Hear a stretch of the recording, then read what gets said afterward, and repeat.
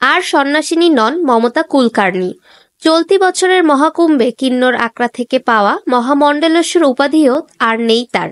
শনিবার সকালে আকড়ার প্রতিষ্ঠাতা ঋষি অজয় দাস অভিনেত্রীকে এই বিশেষ পদ থেকে সরিয়ে দেওয়ার কথা আনুষ্ঠানিকভাবে ঘোষণা করেন। একই সঙ্গে অপসারিত হলেন জনপ্রিয় সমাজকর্মী আচার্য মহামণ্ডলেশ্বর লক্ষ্মীনারায়ণ ত্রিপাঠী। এক বিবৃতিতে কিন্নর আকড়ার প্রতিষ্ঠাতা বলেন, আমি আচার্য মহামণ্ডলেশ্বর লক্ষ্মীনারায়ণ ত্রিপাঠীকে কিন্নর আকড়ার আচার্য মহামণ্ডলেশ্বরের পদ থেকে অব্যাহতি দিচ্ছি। ধর্মীয় কার্যকলাপ প্রচার এবং তৃতীয় লিঙ্গ সম্প্রদায়ের উন্নতির লক্ষ্যে তাকে নিয়োগ করা হয়েছিল, কিন্তু তিনি এই দায়িত্ব থেকে সরে এসেছেন। তার দাবি, আকড়ার নিয়ম মেনে সন্ন্যাস গ্রহণ না করেই মমতা মহামণ্ডলেশ্বর পদ পেয়েছিলেন, যা নীতি বিরুদ্ধ। তাই অভিনেত্রী ও লক্ষ্মীনারায়ণ ত্রিপাঠীকে সরিয়ে দিতে বাধ্য হলেন।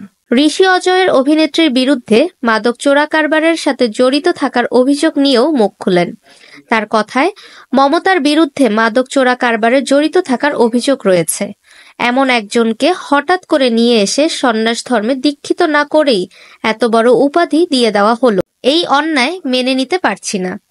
অন্যদিকে আকড়ার প্রতিষ্ঠাতার বিরুদ্ধে সুর চড়িয়েছেন মমতা, লক্ষ্মীনারায়ণ ত্রিপাঠী দুজনেই। মমতার দাবি, তার বিরুদ্ধে আনা সমস্ত অভিযোগ আদালতে মিথ্যা প্রমাণিত। তাকে উদ্দেশ্য প্রণোদিতভাবে কলঙ্কিত করা হচ্ছে। প্রায় একই বক্তব্য কিন্নর আকড়ার সদ্য অপসারিত নেত্রী মহামণ্ডলেশ্বরেরও। তিনি জানিয়েছেন, 2016 উজ্জয়িনী কুম্ভের সময় কিন্নর আকড়ার তহবিল আত্মসাৎ করেছিলেন ঋষি অজয় দাস, যে কারণে পরের বছর তাকে বহিষ্কার করেন লক্ষ্মীনারায়ণ।